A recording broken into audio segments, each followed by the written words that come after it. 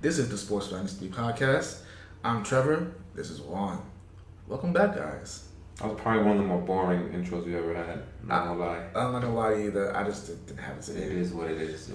It is what it is. So welcome back, guys. We are going to be continuing with the free agency, and today is going to be the final division of the NFC conference. Before we do that, be sure to like, share, subscribe to everyone that you know. We're on YouTube, Spotify, iTunes, Stitcher Radio, iHeartradio, Google Play Radio, and maybe other places that I'm not too sure of because I just put our stuff everywhere. Yeah, man. Now, with that all said, let's continue. I believe either Friday or next Tuesday we'll be doing two of these to keep up with the schedule. We're one behind because I decided to go on vacation, and I will show you probably a picture of Peyton Manning statue. I seen the pictures on Facebook. I'm like, oh, it's pretty awesome. It would be pretty cool to go inside to see the combine inside, but they probably won't let me. Not everyone was locked up, and I think they were doing that at night for the first time. They usually do it every day. Oh, that's pretty cool. So yeah. Oh well, it is what it is. Nice city. It's a very nice city. It's very nice. I wouldn't mind moving there one day, actually. To be honest, it's very nice, very subtle, and I have the best burger I've ever had was there. What's that right? It's called Brew Burger. Oh my god. I've never made out. I don't even think I've made out with a woman as much as I made out with that burger. That sounds very, very interesting. I should try it one day.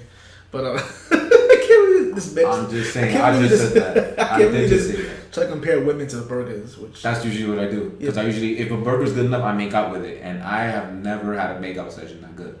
I probably would too. If any of the girls I ever went out with just are watching this episode, oh well, you'll be alright. You're not with me for a reason.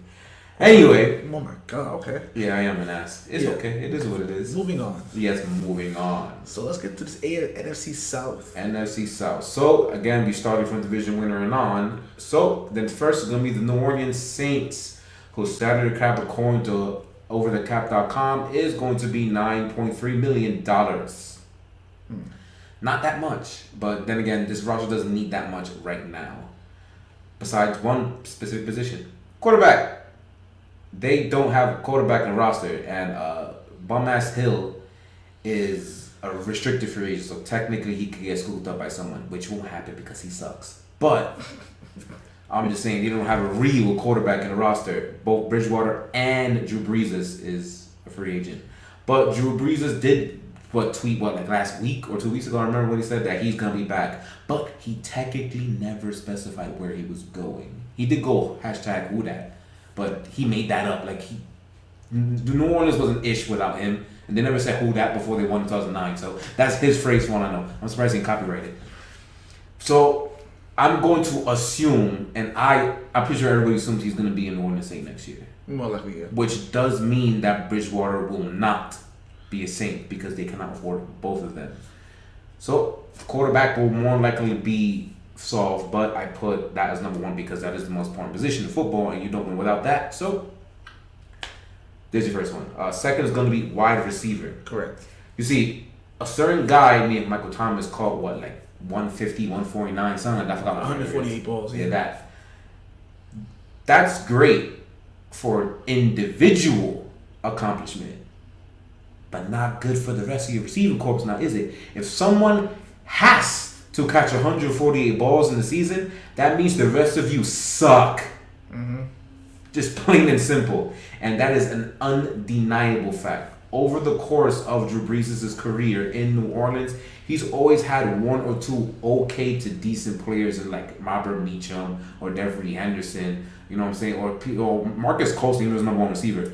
He had a complement of guys to spread the ball around, and that's how he plays his best. And in that Minnesota game, in the St. Louis, in the Los Angeles game last year, in the NFC Championship game, was he able to spread the ball around? Nope. And I wonder how those ended up for him. No, getting big fat L's.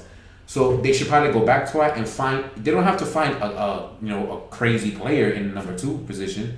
Just find somebody who's reliable. Because Ted Ginn ain't it. What the hell is Traquan Smith? I don't even know what the hell this guy's name is exactly. They suck, so they need to find someone. So go get it. This draft is loaded, so there's no excuse to get at least one. I agree. Number 3, I put linebacker. Their rush defense was actually very, very good this year. But they allowed a lot of short, intermediate, like underneath passes, which got people down the field quickly, and then, they might not get cashed by now.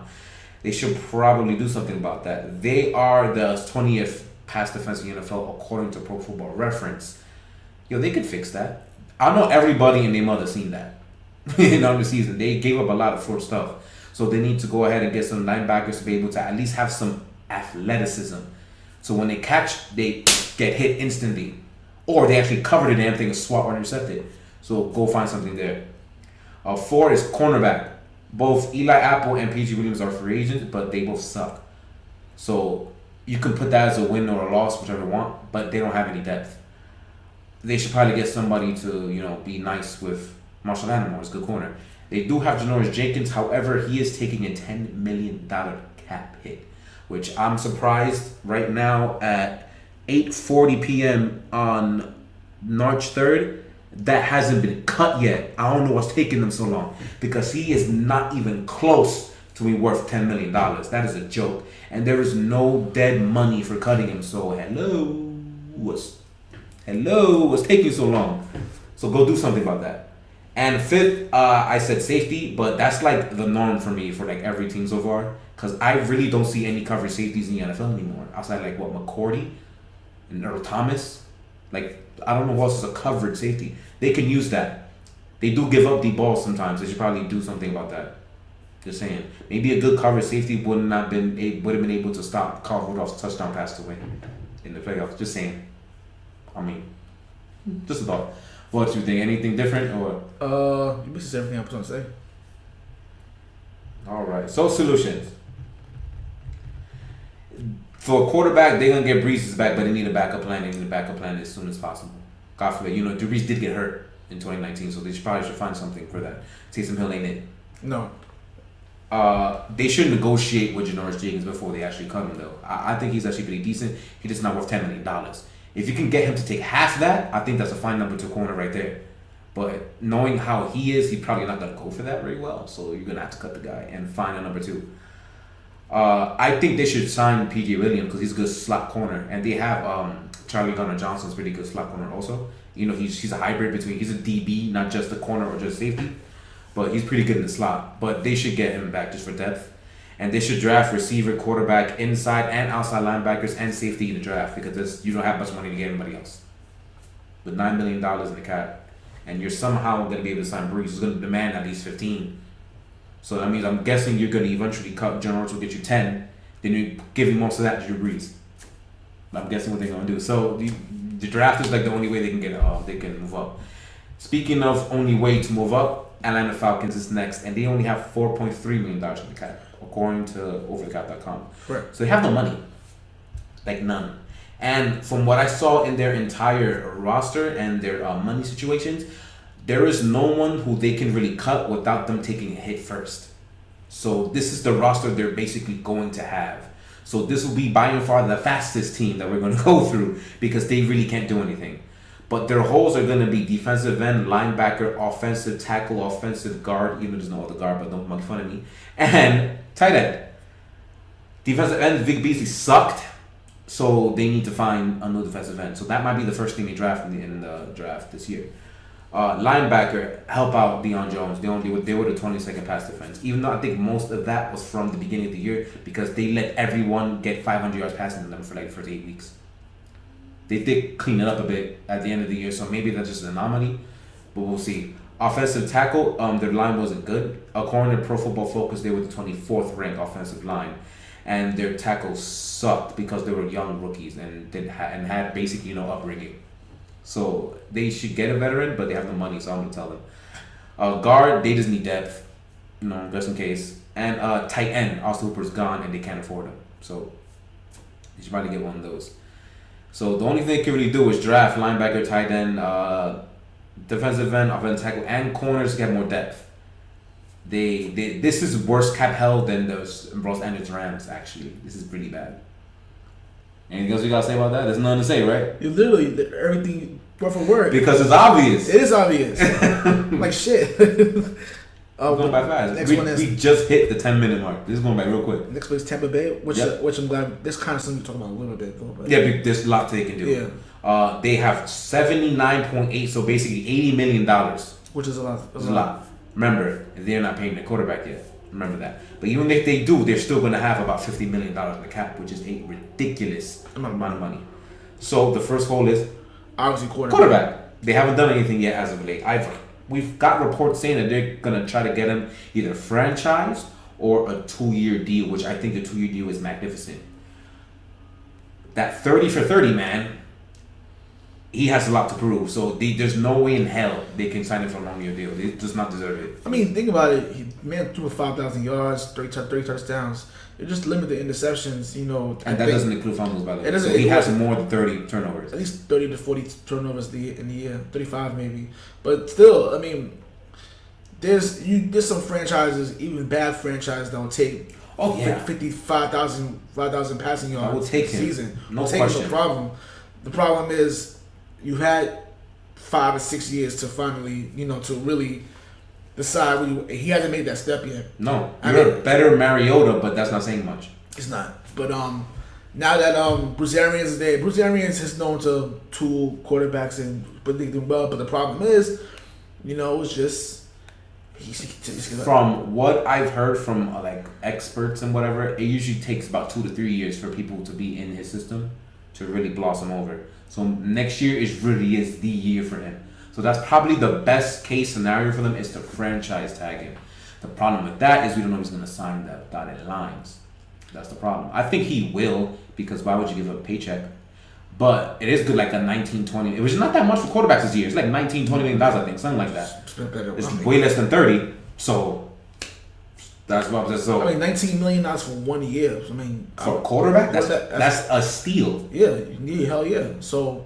And then obviously, if you don't quote me on it, I'm not sure that's the actual number. I know it's less than 25. That I know, which is still a steal. But I mean, honestly speaking, you franchise him 1 year, and then if obviously he's not gonna go for him being franchised multiple years in a row. No, it's either gonna.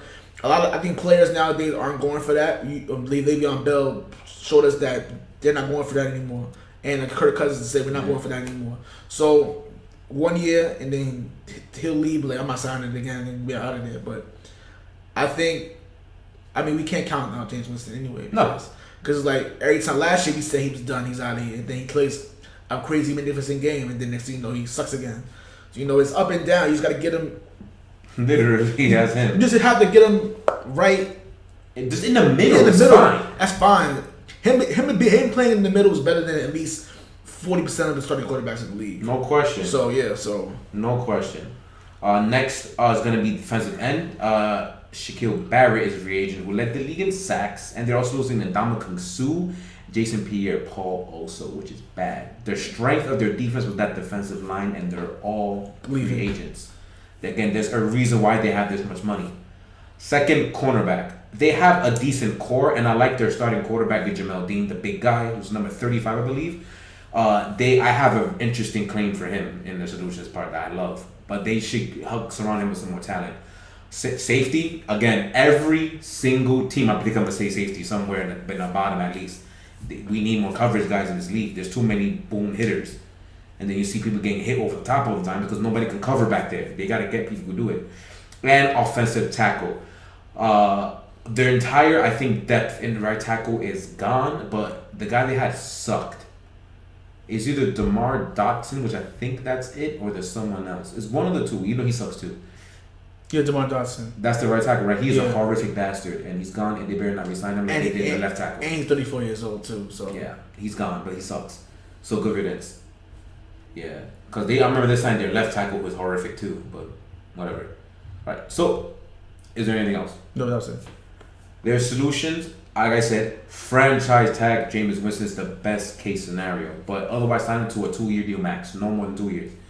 I re-signed Shaquille Barrett, you have the money, why not? And I also re-signed JPP also, which shouldn't cost that much. If you can re-sign all of them, might as well. The Sue be liking to get that $6-7 million a year thing, and I don't like that. I think Sue probably get more somewhere else. Yeah, that's what I'm saying. Well, that's not the problem, but That's the only thing. You may not sign all of them. Sue maybe like almost somewhere else. So Barrett is, I'm pretty sure they're going to resign. And JP is a really good player. I think you should resign him too. And it helps because you had like one of the top rush defenses. And Vita Vea made a big step. Hopefully he can stay that good. I'd sign Hakeem Gayle.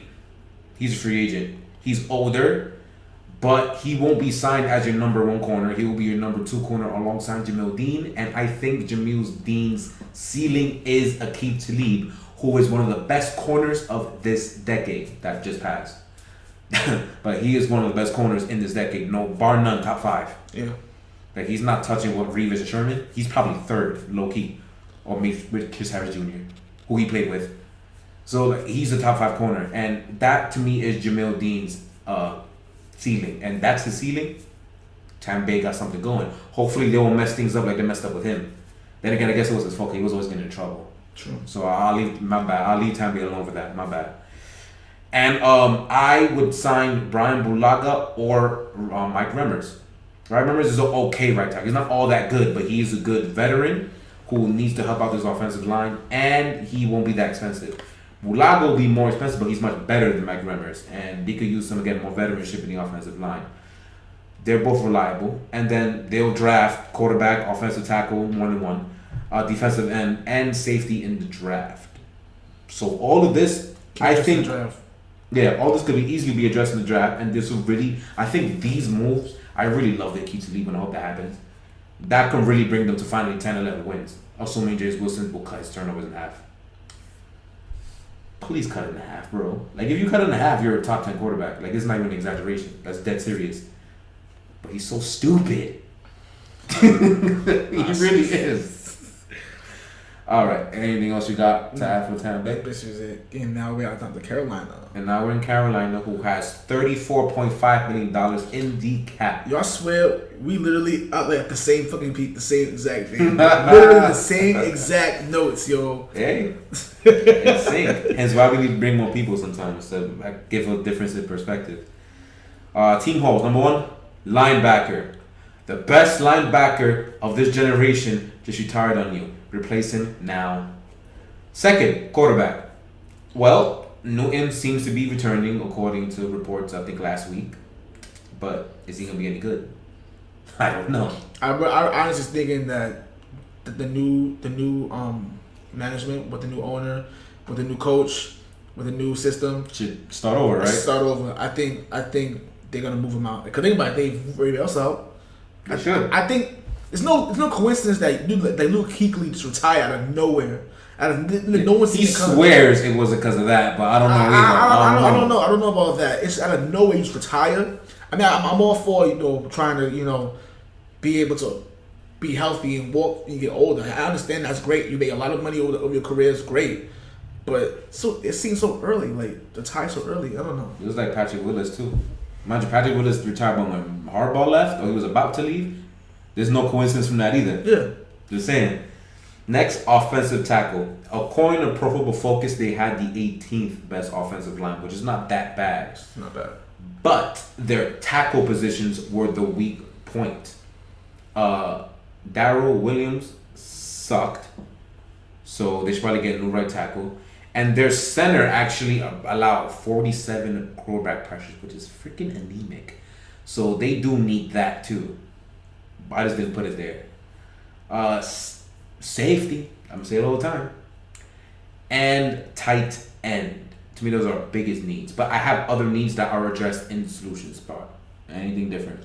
Probably cornerback, probably gonna put there, right? Yeah. Because almost their entire core isn't the fucking. Yeah, I would say cornerback too. Yeah. Especially the one they have out right now. Mm-hmm. My first solution is re-sign Jace Bradbury, the number 1 corner. Yes. Get him back. And I would sign Darrell Williams too, even though he sucked. Just don't sign him for a long, expensive deal. Otherwise, you'll be ridiculous. I personally would trade Cam Newton. I agree.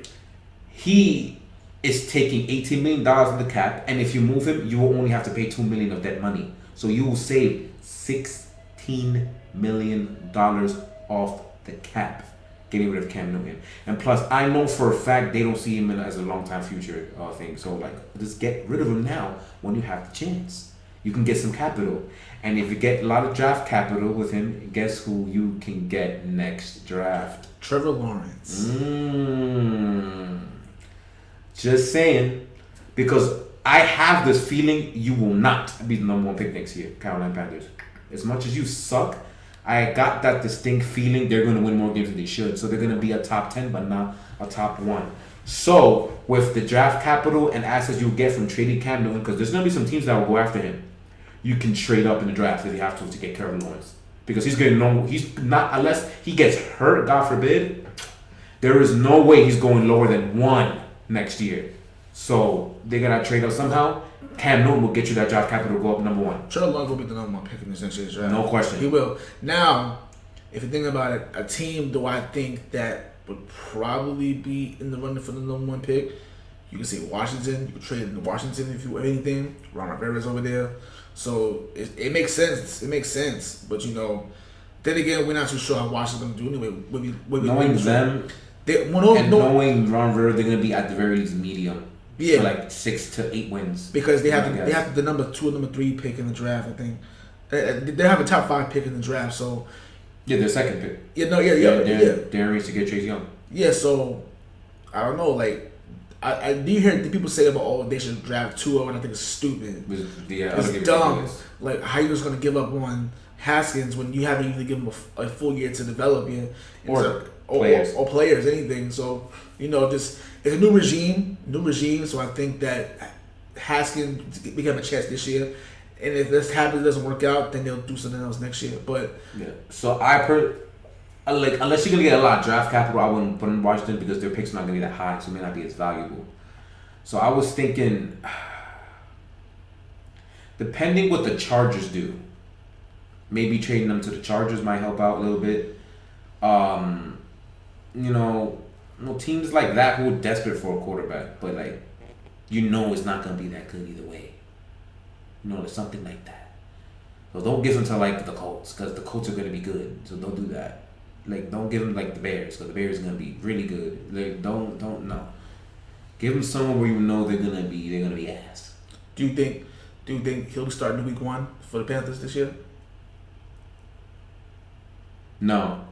You honestly don't think he'll start week 1? As of right now, no. That's good, because you told who's it? Brandon Allen. I think it's Kyle Allen. Kyle Allen, that's the quarterback. Yeah, he's horrific. He's horrific. So I was thinking if this year they have the number 8 or 9 pick this year. I know that they're Kyle Allen. Yeah, kind of the top. Yeah, 7th, something like that. Yeah, so I honestly I wouldn't be surprised if they jump on it now and draft Justin Herbert or Jordan Love. That's 100% possible. I think they may say, we can still trade Cam Newton and then get draft capital. And then who knows, we may get other lines of the team that they can address. Let's say that if there's a really good tight end they like next year, because it's supposed to be a lot of good ones next year coming in the draft, especially in the Big Ten. Mm-hmm. Big Ten always produces a lot of good tight ends over there in that conference. So. I don't know. Maybe if they want to take the chances and wait till next year for Trevor Lawrence, then again, like you mentioned before, they may not be bad enough to even get him. So I think, me personally, if you do need a quarterback, because Kyle Allen sucks, Jordan Love or Justin Herbert will probably still be available at that time. True. Maybe. Obviously, Tua will be gone by then, and obviously Burrows will be gone. But only the 2 quarterbacks that are pretty decent, who I wouldn't say NFL ready yet, but they're good enough that you can start a franchise at the right system. Yeah. And if I'm not mistaken, I heard that Jalen Hurts is in the draft and that Matt Rule, their coach, actually coached him before. I think I heard that somewhere. Yeah. So that could be a potential 3rd, 4th. I think they were 2nd, 3rd, 4th pick. Jalen Hurts would definitely be around, but the problem is they don't trust him injury-wise. They don't trust him a lot. So a lot of teams don't trust him because of injury. And then when he was playing in Alabama, when he lost his job to Tua, he was not because he didn't play well for well enough. They were in the championship game against Georgia, didn't play well. And they put Tua in the game and got benched. So people still look at that and say, "Oh, but are you that good?" But anything, but we'll see about that. We'll see. We'll see how that goes, man. He played very well at Oklahoma, though. So yeah, we'll see. All right, Because we're talking about draft stuff, and that's supposed to be like a month from now. Yeah. I don't know. It's very interesting what they do though. But I think that's probably this team is definitely something to look at, no question. My next one is actually, speaking of tight end, to get either Henry or Eifert in a prove-it deal. This could be one of the places that Henry or Eifert could get the most money for 1 year and prove that he still got it. Especially Eifert, he's older. At least Henry's still young, so he'll be alright. Yeah. And they could draft corner, offensive tackle, and safety. But their first pick, to me, should be the best linebacker. Wasn't there a linebacker around like a 4.3 who's supposed to be a generational talent? Yeah, draft that as soon as possible. Just saying. Replace Kuechly with someone who may be just as good as he could be. Just saying. Yeah. But besides that, that's the NFC West. Yeah, that is the NFC South. Oh, South. I'm so sorry. My head is all... I'm starting to sound like Joe Biden. Sorry about that, guys. I'm so done. Yeah, I'm sorry about that, guys. Yeah, well, that's going to be it for the show. Yeah, like, share, subscribe. We're on iTunes, YouTube. We're on Spotify. We're on iHeartradio. We're on Google Play Radio, Stitcher Radio. At Podcast Dynasty on Twitter. And as always, we thank you for your support. And peace, love, and applesauce, guys.